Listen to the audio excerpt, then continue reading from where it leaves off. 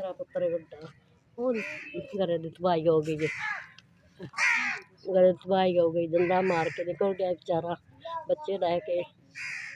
कोठा पानी पै गया, फिर गया बड़ा, फिर गया पानी पानी।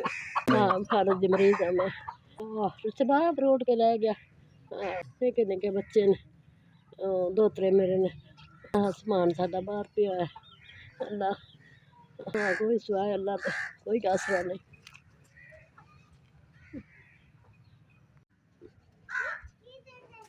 बड़ी मेहरबानी ਤੁਹਾਡਾ 5000 आ गया।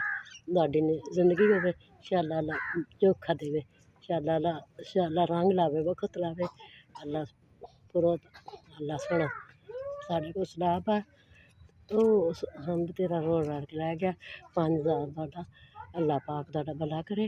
दाल तेल लै साई शामां दूंदियां दा। हाँ 5000 गलिया, बड़ी बड़ी मेहरबानी। हाँ अल्लाह पाक सुख देवे, अल्लाह पाक जिंदगी देवे, अल्लाह पाक तंदरुस्त देवे।